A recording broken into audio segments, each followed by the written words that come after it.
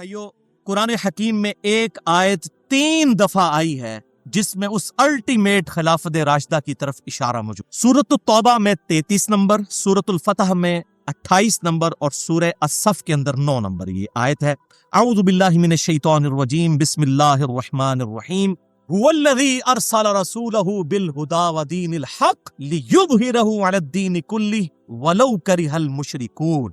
और सूरह अल फतह में आता है वकफा बिल्लाहि शहीदा वलौ करिहल मुशरिकून की। वही अल्लाह है जिसने अपने महबूब सल्लल्लाहु अलैहि वसल्लम को अल हुदा यानी कुरान और दीन हक यानी इस्लाम के साथ मबूस किया ताकि इस दीन को तमाम अदियान पर गालिब कर दे, चाहे मुशरिक इसका बुरा मान जाए। वकफा बिल्लाहि शहीदा, अल्लाह अकेला ही गवाह काफी है।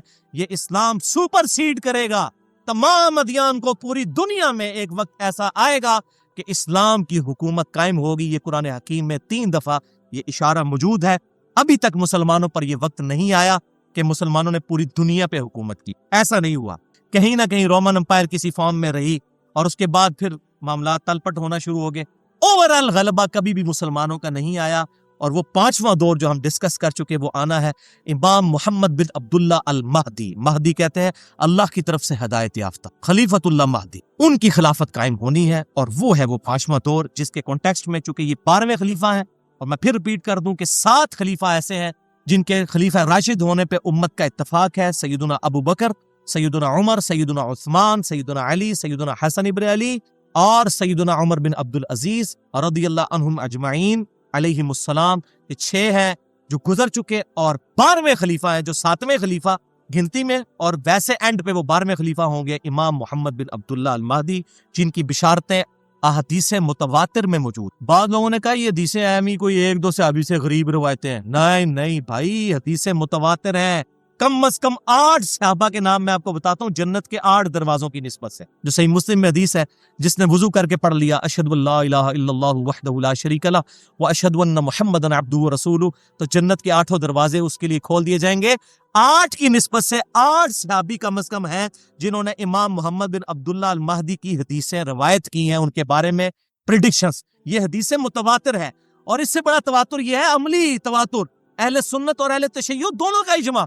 वो पैदा होने और गार में छुपने वाले मसले को छोड़ दें, शख्सियत पे इत्तफाक है। अब वो 8 सहाबी कौन से हैं? नंबर 1 सैयदुना अली, सैयदुना इब्न मसऊद, सैयदुना अब्दुल्ला इब्न अब्बास, सैयदुना अबू हुरैरा, सैयदुना जाबिर बिन अब्दुल्ला, सैयदुना अबू सईद खुदरी और हमारी माँ सैयदा उम्मे सलमा और सैयदुना सोबान रदियल्लाहु अन्हुम अजमईन। 8 सहाबा ने इमाम मोहम्मद बिन अब्दुल्ला अल महदी से मुतल्लिक अहदीस को रवायत किया है। ये तवातुर के साथ है।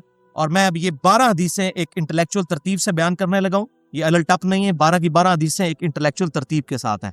और इसमें जो बुखारी और मुस्लिम है उस पर तो इत्तफाक है। उसके अलावा जितनी हदीसें होंगी उस पर शेख जुबैर अली ज़ई रहिमहुल्लाह और शेख अलबानी रहिमहुल्लाह का इत्तफाक है उनकी सेहत के ऊपर।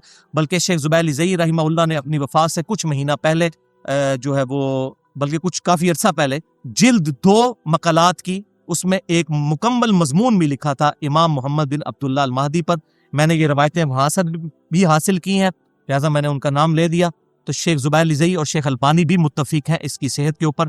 पहली हदीस सैयदुना अबू हुरैरा से रदियल्लाहु ताला अन्हु, और सही बुखारी और सही मुस्लिम की मुत्तफ़क़ुन अलैह हदीस है। बुखारी में 3449 और मुस्लिम में 392। आप सल्लल्लाहु अलैहि वसल्लम ने फरमाया तुम्हारा उस वक्त क्या हाल होगा कि जब ईसा इब्ने मरियम तुम में उतरेंगे और तुम्हारा इमाम तुम ही में से होगा। अल्लाह, यानी मेरी उम्मत की क्या शान होगी कि अल्लाह का वजीह पैगंबर, वजीहन फिद दुनिया वल आखिरा, ईसा इब्ने मरियम, वो तुम में नाजिल होंगे, लेकिन इमाम मेरा उम्मती हो, वो मुक्तदी हो। और ये इमाम कौन होगा? वो अगली हदीस दूसरी सही मुस्लिम में सैयदुना जाबिर बिन अब्दुल्ला से 395 नंबर सही मुस्लिम में इंटरनेशनल नंबरिंग के मुताबिक। आप सल्लल्लाहु अलैहि वसल्लम ने फरमाया मेरी उम्मत का एक गिरोह हक की खातिर हमेशा क़िताल करता रहेगा और गालिब रहेगा, और फिर ईसा इब्ने मरियम नाजिल होंगे अलैहिस्सलाम।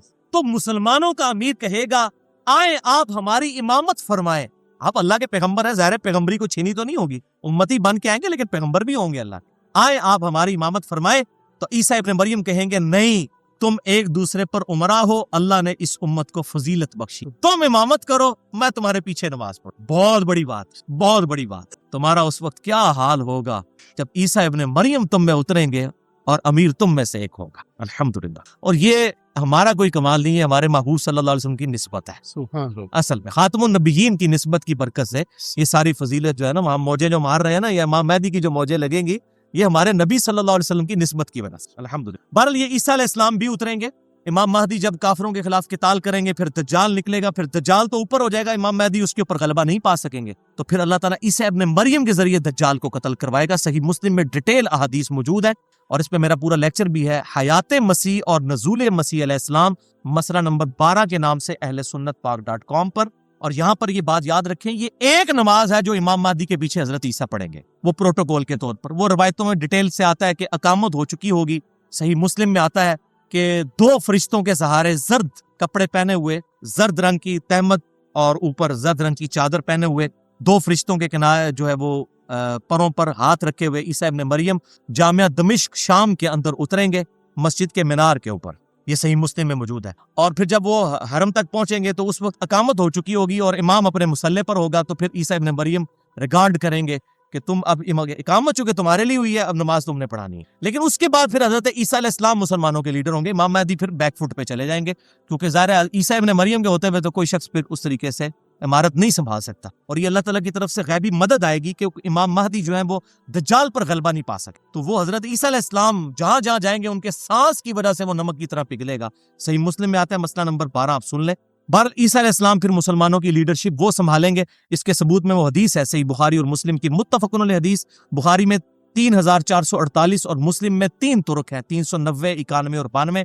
اور مشکات میں بھی 2 طرق اس کے موجود ہیں، 5505 اور 5506.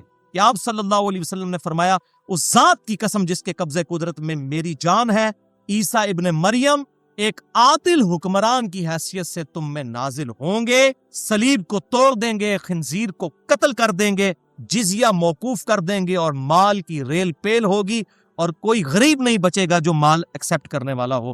اس طرح اللہ تعالیٰ کی طرف سے قدرت کے خزانے کھل جائیں گے، اور پھر مسلمانوں کا آپس کا بغض و کینہ بھی ختم ہو جائے گا.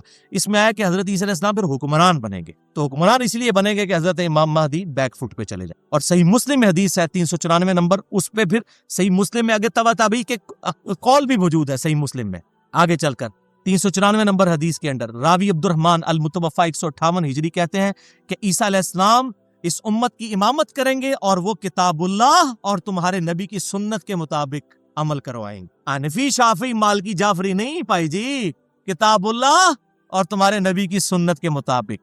یہ تو لکھا ہوا ہے صحیح مسلم میں. اب مسلم شریف اہل حدیثوں نے نہیں لکھی ہوئی بھائی، امام مسلم نے لکھی ہوئی ہے.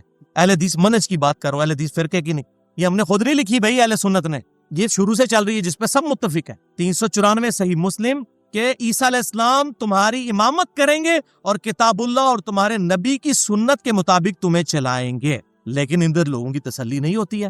انڈیا، پاکستان، بنگلہ دیش میں حنفیوں کے سب سے بڑے بزرگ، بلکہ انٹرنیشنل بزرگ حنفیوں کے، قاضی ثناء اللہ پانی پتی المتوفی 1225 ہجری، بریلوی اور دیوبندیوں کے بڑے بزرگ اعظم.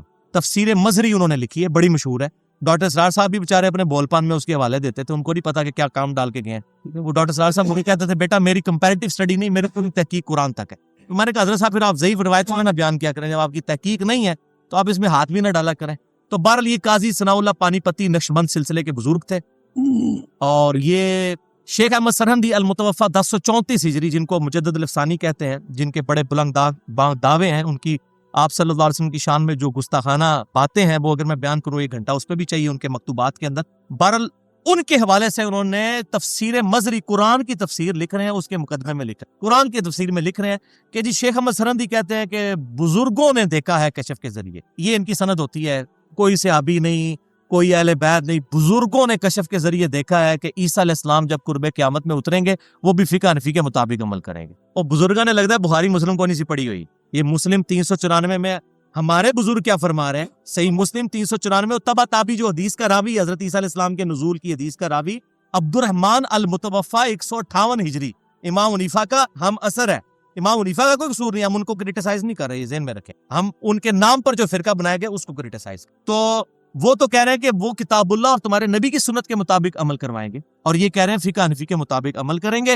اور قاضی ثناء اللہ پانی پتی صاحب نے یہ نقل کر دیا، یہ قرآن تفسیر مظہری، یہ قرآن کی تفسیر ہو رہی ہے. انا للہ و انا الیہ راجعون. اللہ تعالیٰ ان لوگوں کے شر سے مسلمانوں کو، عام مسلمانوں کو محفوظ فرمائے۔ بالقرب قیامت کی جو نشانیاں ہیں یہ بہت بڑا ٹاپک ہے، جب تک ڈیفینیٹ کوئی چیز سامنے نہ آئے ہم اس طریقے سے وثوق کے ساتھ کسی نشانی کے ہونے یا نہ ہونے کا فیصلہ نہیں کر سکتے۔ مجھے بھی اکثر لوگ ای میلز کرتے ہیں کہ جی قیامت کی نشانیوں کے اوپر شام کے بارے میں حدیثیں ہیں اور جناب غزوہ ہند پہ حدیثیں ہیں، فلاں ہے فلاں ہے۔ بھائی اس طریقے سے کوئی کنفرم نہیں کر سکتا، سب کی پرسیپشن موجود ہے، ٹھیک ہے نا جی، ایگزیکٹ کوئی نہیں کہہ سکتا، کسی خاص حد تک ہی کوئی پریڈکٹ کر سکتا ہے۔ لہٰذا مجھے معاف رکھیں اس ٹاپک پہ، قیامت کی نشانیوں کے اوپر۔ قیامت دڑ ہے، جو کچھ ہونا ہے اسی پہلے ہی بیان کر رہے ہیں، بھائی جی قیامت کی تیاری کرو، ٹھیک ہے۔ باقی جو چیزیں گزر چکی ان کو تو آج ہم بیٹھ کے ڈیسائیڈ کر سکتے ہیں کہ اچھا یہ ہوا تھا اور یہ ہوا تھا، اس طریقے۔ تو بہرحال اس حوالے سے کسی کو شوق ہو تو مشکات المصابی جو انسائکلوپیڈیا آف حدیث جسے میں نے ڈکلیئر کیا ہے، پورا لیکچر دیا ہے مسئلہ نمبر 111B اسی کے اوپر۔ اس میں 142 احادیث ہیں قرب قیامت پر، حضرت عیسیٰ علیہ السلام کے نزول پر، امام مہدی سے ریلیٹڈ، دجال سے ریلیٹڈ۔ یہ آپ خود پڑھ لیں انٹرنیشنل نمبر کے مطابق مشکات المصابی کی تیسری جلد میں جو اردو والی ہے، پھر جلد آنا گڑنی شروع کر دیو، اردو والی جو ہے وہ اردو والی 5 جلدوں والی بھی ہے، جو میں شیخ زبیر علی زئی صاحب والی بتا رہا ہوں جو ہم نے اپنی ویب سائٹ پہ اپلوڈ کی ہوئی ہے، مکتبہ اسلامیہ کی 3 جلدوں والی۔ اس میں تیسری جلد میں 5379 نمبر سے 5520 نمبر تک 142 احادیث اس حوالے سے موجود ہے۔ اب تیسری حدیث جابر بن عبداللہ رضی اللہ تعالیٰ عنہما سے ہے، امام مہدی سے ریلیٹڈ، صحیح مسلم میں 5 طرق ہیں اس کے کم از کم، 7315 سے 7319 کہ آپ صلی اللہ علیہ وسلم نے فرمایا میری امت کے آخری وقت میں ایک خلیفہ آئے گا، آخری خلیفہ یعنی کہ وہ 12واں خلیفہ، جو بغیر گنے ہوئے لوگوں میں مال تقسیم کرے گا اور بھر بھر کے لوگوں کو دے گا۔ تبا تابی کا بیان ہے کہ میں نے تابعی ابو نصرہ سے پوچھ رہا کہ یہ جو خلیفہ جو بھر بھر کے مال دے گا کیا یہ خلیفہ عمر بن عبد العزیز ہے؟ تو انہوں نے کہا نہیں، یہ اس خلیفہ کی بات نہیں ہو رہی، یہ بالکل آخری خلیفہ کی بات ہو رہی ہے۔ لہٰذا عمر بن عبد العزیز بھی وہ 12ویں خلیفہ نہیں ہے، بلکہ وہ 12واں خلیفہ ابھی آنا ہے، امام محمد بن عبداللہ المہدی۔ عمر بن عبد العزیز 7ویں خلیفہ ہیں، ابو بکر، عمر، عثمان، علی، حسن ابن علی اور عمر بن عبد العزیز 6ٹھے خلیفہ ہیں، اور 7ویں جو ہے وہ عمر سیدنا محمد بن عبداللہ المہدی، جو گنتی میں 12ویں ہوں گے، ویسے ہمیں جو 9 ہیں ان میں سے وہ 7ویں۔ تو وہ کہتے ہیں کہ وہ آخری خلیفہ کی بات ہو، تو لہٰذا 12 خلیفہ والا معاملہ ادھر سے بھی حل ہو گیا، وہ کہہ رہے ہیں کہ عمر بن عبد العزیز نہیں، وہ ابھی خلیفہ آنا ہے، تو 12 خلیفہ والا مسئلہ یہاں بھی حل ہو گیا، جو میں نے مسئلہ نمبر 102 میں ریزالو کیا ہے۔ یہ 12 خلیفہ قیامت تک ہوں گے، صحیح مسلم 4711 نمبر حدیث کہ میری امت غالب رہے گی اور قیامت تک رہے گی، اور 12 خلیفے ہوں گے، قیامت تک 12 پورے ہونے ہیں، 6 گزر چکے ہیں، بیچ میں آئیں گے، اور پھر 12ویں امام محمد بن عبداللہ المہدی۔ اسی صحیح مسلم کو سپورٹیو چوتھی حدیث سیدنا ابو سعید خدری سے، المستدرک للحاکم میں ہے، انٹرنیشنل نمبر کے مطابق 8673 کہ آپ صلی اللہ علیہ وسلم نے ارشاد فرمایا میری امت کے آخر میں مہدی آئے گا، ہدایت یافتہ، جس کے لیے اللہ تعالیٰ بارشیں نازل فرمائے گا، زمین سے نباتات اگلیں گی، زمین نباتات اگلے گی، عدل و انصاف سے مال تقسیم کرے گا، مویشی بہت زیادہ ہو جائیں گے اور امت کا غلبہ ہوگا، وہ 7-8 سال زندہ رہے گا، پھر مسلمان اس کو جنازہ پڑھ کر دفنا دیں گے۔ یہ مویشیوں کی بات اس لیے ہو رہی ہے، پہلی تیسری جنگ عظیم ہوئی نا، تو آج گورے بھی کہہ رہے ہیں کہ صرف وہی بچے گا جو اپنی بھیڑ بکریاں لے کے کسی پہاڑ کی چوٹی پہ بیٹھا ہوگا، جو اپنا اگائیں گے، اپنا کھائیں گے، وہی بچیں گے۔ یہ انڈیا، پاکستان، بنگلہ دیش اور چائنا، یہ اتنا پاپولیشن والا علاقہ کیوں ہے؟ یہاں پہ زمین اگاتی ہے۔ رشیا کیوں برباد ہوا؟ زمین نہیں اگاتی تھی، اسلحہ تو کوئی نہیں کھا سکتا، ایٹم بم کھا کے تو نہیں پیٹ بھر سکتا۔ یہ ملک آئیڈیل ہے دنیا میں کیونکہ زمین اگاتی ہے، اور کاشتکاری ہی اصل میں ایسٹ ہے۔ اگر دنیا سے ٹیکنالوجی ختم ہو جائے، جہاز سارے تباہ بھی ہو جائے، کیا ہوگا؟ لوگ پیدل گھوڑوں پہ سفر کر لیں گے، پہلے بھی تو کرتے تھے، اور آخرت میں بھی ایسے ہی معاملہ آخر زمانے میں ہونے والا ہے کہ یہ مویشیوں کے اوپر ڈیپینڈ ہے۔ ویسے ابھی بھی پوری انسانیت دودھ پہ چل رہی ہے، بچہ بڑا ہو ہی نہیں سکتا دودھ پیے بغیر، ماں کا دودھ پیتا ہے، اس کے بعد گائے کا پیتا ہے، اب دودھ ختم کر دیں، پوری دنیا ختم ہو جائے گی۔ آج بھی مویشیوں کے اوپر ہی ہے۔ یہ خشک دودھ بھی جو ہے یہ اسی دودھ سے تیار ہوتا ہے، یہ مویشی کو چھوٹی چیز ہے۔ سورۃ النحل میں نے اتنا جو لیکچرز ریکارڈ کروائے ہیں مویشیوں کے اوپر، اسی لیے کرائیں گے، پوری دنیا مویشیوں کے اوپر ڈیپینڈنٹ ہے۔ 5ویں حدیث سنن ابی داؤد میں ہے، سیدنا علی بن ابی طالب سے، انٹرنیشنل نمبر کے مطابق 4283 کہ آپ صلی اللہ علیہ وسلم نے فرمایا اگر دنیا ختم ہونے میں ایک دن بھی باقی رہ گیا، یعنی ہر حال میں یہ ہونا ہے، اب اللہ کے ہاں گنتی جو ہے ایک دن کی وہ 1000 سال بھی ہو سکتی ہے، 500 سال بھی، بل یہ سمجھانے کے لیے کہ ایک دن بھی رہ گیا، یعنی ان اینی کیس یہ ہوگا، تو بھی اللہ تعالیٰ میرے اہل بیت میں سے ایک آدمی کو مبعوث فرمائے گا جو دنیا کو عدل و انصاف سے بھر دے گا، جبکہ اس وقت دنیا ظلم و ستم سے بھری ہوئی ہوگی۔ 6ٹھی حدیث سیدہ ام سلمہ ہماری ماں سے، سنن ابی داؤد میں 4283 نمبر، 4284 اور سنن ابن ماجہ میں 4086 کہ آپ صلی اللہ علیہ وسلم نے فرمایا مہدی میرے اہل بیت میں سے اور میری بیٹی فاطمہ کی اولاد میں سے ہوگا۔ اس میں ایک ضعیف روایت بھی ہے، سنن ابی داؤد میں 4290 کہ وہ حضرت حسن ابن علی کی اولاد میں سے ہوگا، لیکن وہ روایت ضعیف ہے۔ یہ اب نہیں پتا کہ حضرت حسین کی اولاد سے ہوگا یا حضرت حسن کی، بہرحال فاطمہ کا ذکر موجود ہے، کیونکہ اس روایت میں ابو اسحاق متلس ہے اور ان سے روایت کر رہے ہیں، اور ابو اسحاق کی سیدنا علی سے ملاقات بھی ثابت نہیں ہے، منقطع روایت بھی۔ 7ویں حدیث سیدنا عبداللہ ابن مسعود رضی اللہ تعالیٰ عنہ سے، سنن نبی داؤد میں 4282، جامعہ ترمذی میں 2230، مسند امام احمد میں بھی موجود ہے، المستدرک للحاکم میں بھی موجود ہے۔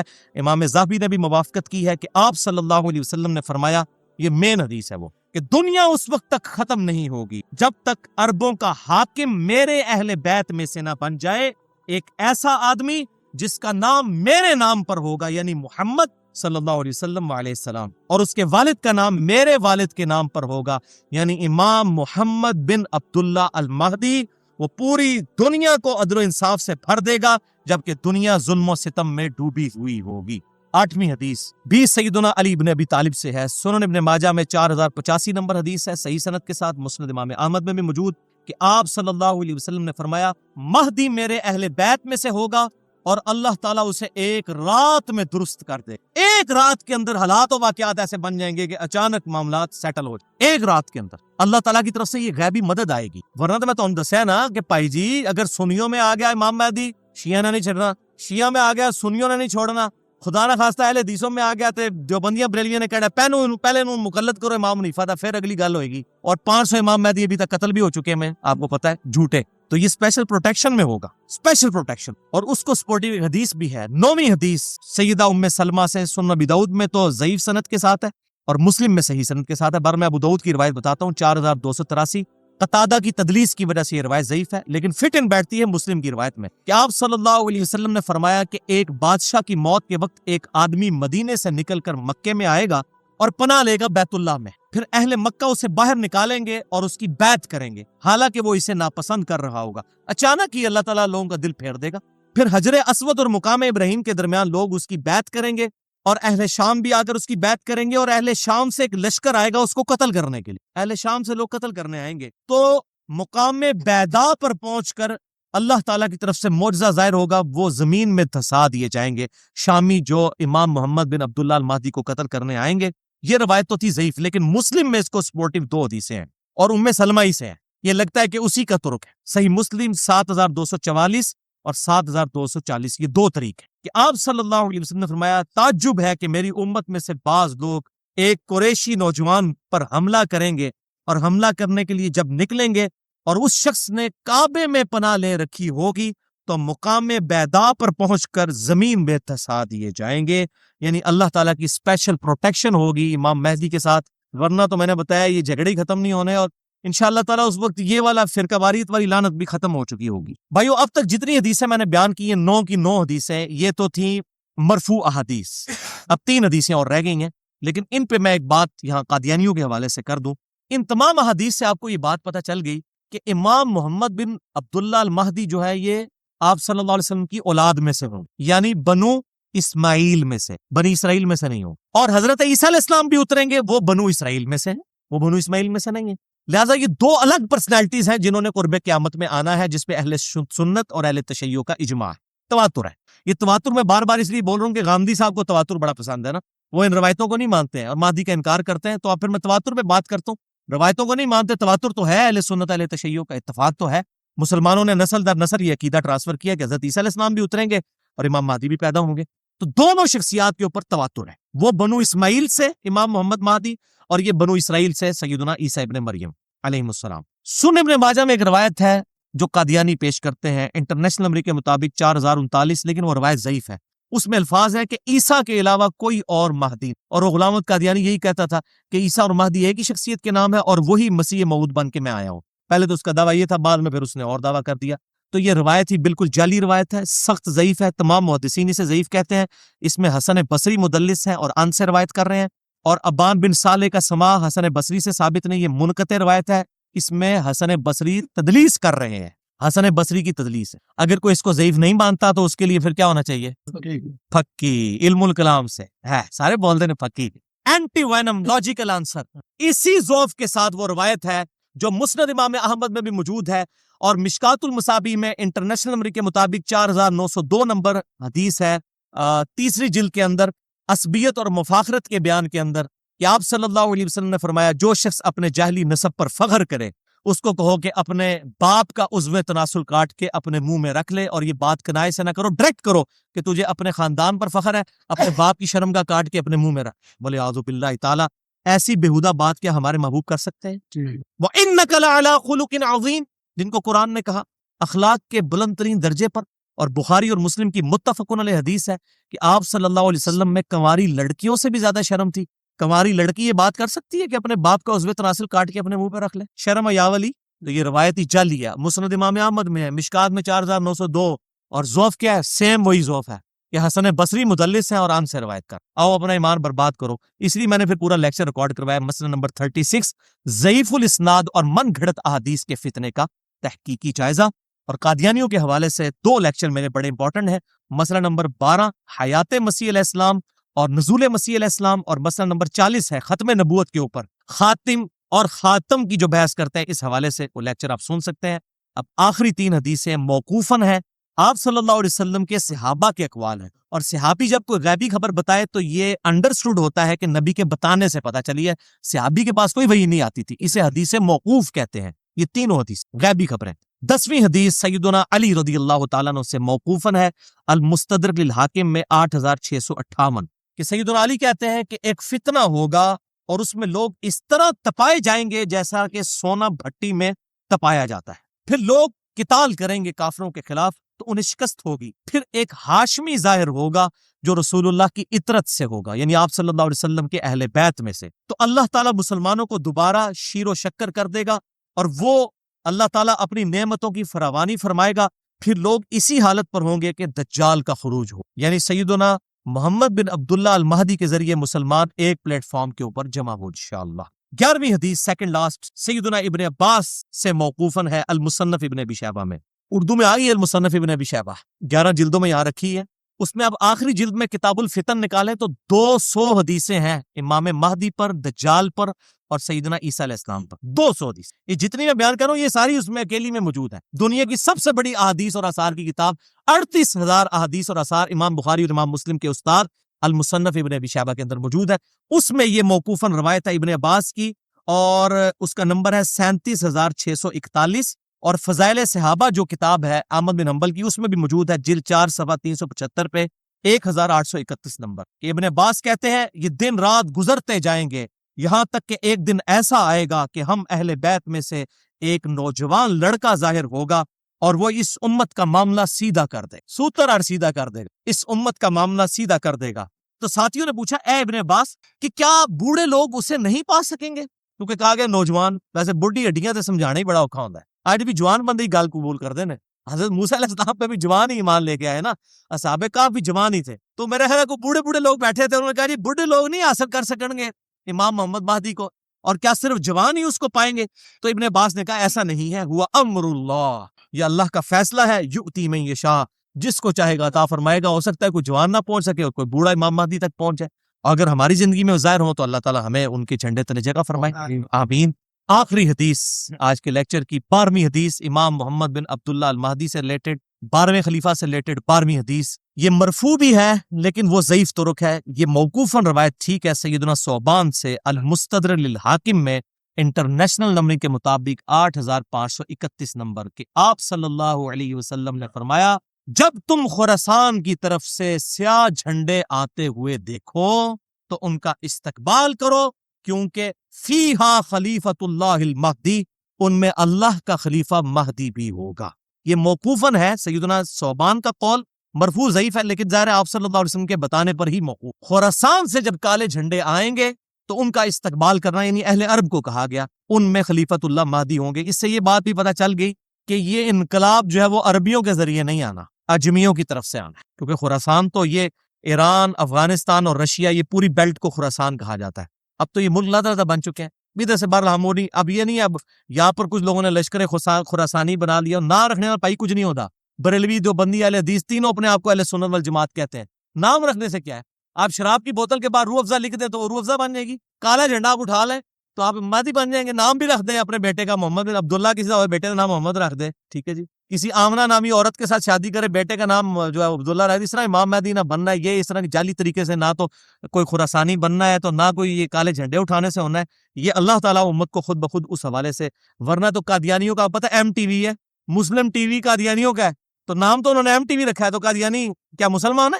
تو اس طریقے سے اگر کوئی لشکر خراسانی رکھ کے جو ہے وہ مسلمانوں کا قتل عام شروع کر دیتا ہے, اور وہی کہتا ہے جی میں کوئی امام مہدی کے اس کے اوپر چل رہا ہوں, کالا جھنڈا بھی اٹھا لیا ہوا ہے, تو اس سے تو کچھ بھی نہیں بننا. یہ کالی پگڑی پہن کے تو نہیں کچھ بن جانا, یہ تو سارا میک اپ ہے, آپ کر لیں. وہ اشفاق احمد صاحب صحیح بات کرتے تھے کہ جس جہاز کا انجن خراب ہو چکا ہو اس کو آپ پینٹ کر کے نئی سیٹیں لگا کے اڑا نہیں سکتے, انجن تو خراب ہے نا اندر سے. تو آپ یہ لیپا پوتی کر رہے ہیں, مولوی داڑھی لمبی لمبی رکھ لیں, پگڑیاں باندھ لیں, کرتے شلواریں اوپر اٹھا لیں, ٹخنوں سے گنے پہ اٹھا لیں, تلواریں اٹھا لیں. اس طرح کرنے سے کوئی محمد بن عبداللہ المہدی یا اس کے گروہ کا بندہ تو نہیں بن جائے گا, وہ تو جب معاملہ ہوگا اسی وقت ہو. اور اس طریقے سے آج کل یہ میں غزوہ ہند والی بھی اکثر لوگ پوچھتے ہیں, خصوصاً جماعت الدعوہ والے, لشکر طیبہ اور یہ باقی لوگ وہ روایت لے کے چل رہے ہوتے ہیں. وہ روایتیں تو اس کی تقریباً ساری ضعیف ہیں, صرف ایک ہی اس کی صحیح روایت موجود ہے سنن نسائی کے اندر, انٹرنیشنل نمبر کے مطابق 3177 نمبر ہے.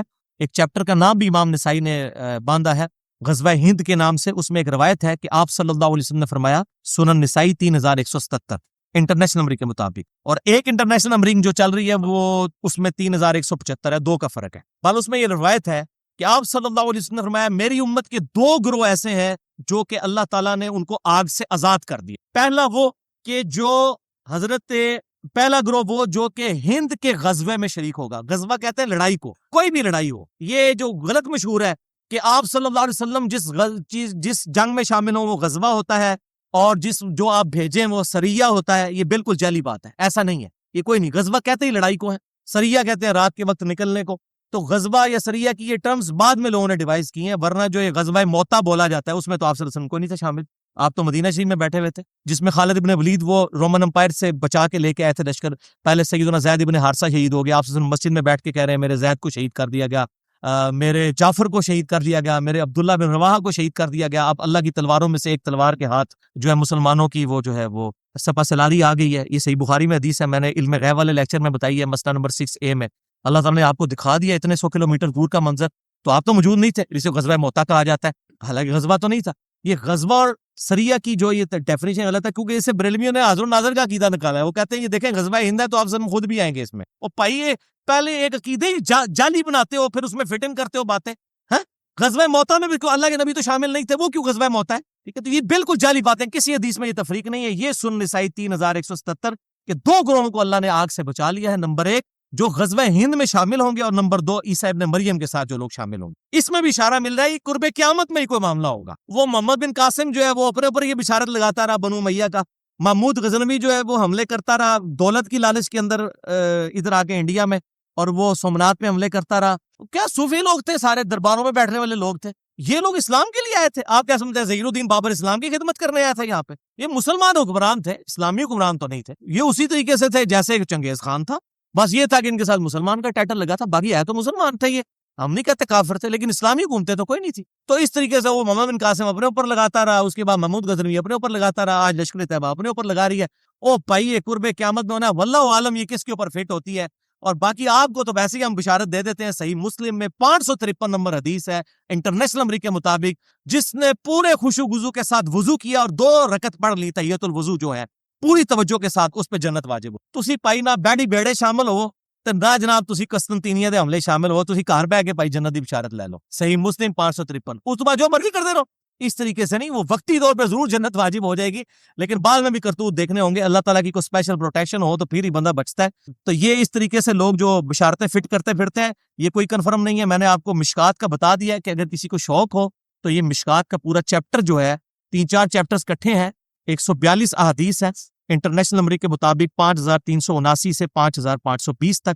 یہ آپ قرب قیامت کی نشانیوں کے اوپر پڑھ لیں. اللہ تعالیٰ سے دعا ہے جو حق بات میں نے کہی اللہ تعالیٰ ہمارے دلوں میں راسخ فرمائے. اگر جس بات نے میرے منہ سے کوئی غلط بات نکل گئی تو اللہ تعالیٰ ہمارے دلوں سے معاف کر دے. ہمیں کتاب و سنت کی تعلیمات پر عمل کر کے دوسرے بھائیوں تک پہنچانے کی توفیق عطا فرمائے. سبحانک اللہم و بحمدک اشہد ان لا الہ الا انت استغفرک و اتوب الیک وما علینا الا البلاغ المبین.